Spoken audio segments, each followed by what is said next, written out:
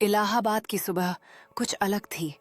आनंद भवन के बगीचे में ओस की बूंदें गुलाब की पंखुड़ियों पर चमक रही थीं। पंडित जवाहरलाल नेहरू रोज की तरह टहलते हुए रुके और एक छोटे से पौधे को ध्यान से देखने लगे।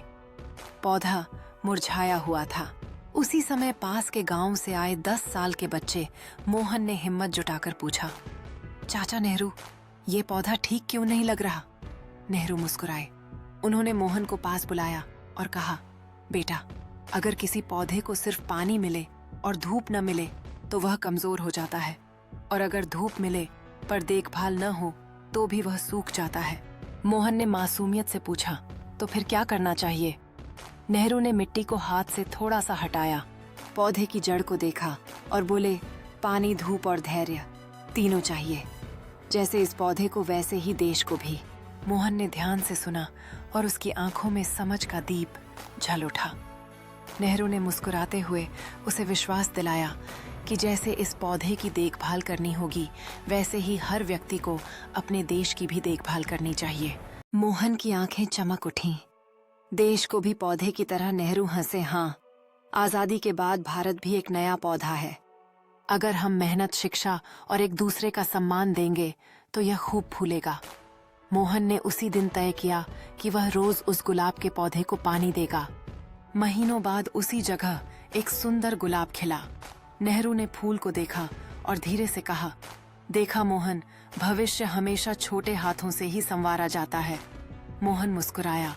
उसे समझ आ गया था, वह गुलाब सिर्फ फूल नहीं था, भारत का सपना था। हर दिन मोहन ने गुलाब के पौधे को पानी दिया और उसकी देखभाल की। ये एक छोटी सी जिम्मेदारी थी, लेकिन इसने उसे बहुत कुछ सिखाया। जैसे जैसे पौधा बड़ा होता गया, मोहन का आत्मविश्वास भी बढ़ता गया। उसने समझा कि जैसे वह पौधा फूला, वैसे ही भारत भी उसकी मेहनत से खिला सकता है। अब उसका सपना सिर्फ फूल उगाने तक सीमित नहीं था। वह सोचने लगा कि कैसे अपने देश को और बेहतर बना सकता है। मोहन ने अपने दोस्तों को अपने सपने के बारे में बताया। उन्होंने उसे प्रोत्साहित किया और सब मिलकर एक नई शुरुआत करने का फैसला किया। अब वे सिर्फ एक गुलाब के पौधे की परवाह नहीं कर रहे थे, बल्कि पूरे भारत के लिए पौधारोपण की योजना बना रहे थे। उनकी टोली ने मिलकर हर गली, हर पार्क में नए पौधे लगाने की शुरुआत की। यह न केवल उनके गांव के लिए, बल्कि देश के भविष्य के लिए एक महत्वपूर्ण कदम था। उनका उत्साह और मेहनत जल्द ही सभी के दिलों में नई आशा भरने लगे। गांव की हर गली अब हरी भरी हो रही थी।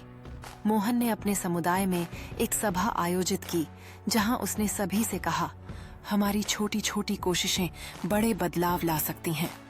सभी लोग उसके विचारों से प्रभावित हुए और उन्होंने उसकी सराहना की। मोहन के नेतृत्व में गांव ने एक नई दिशा में कदम रखा।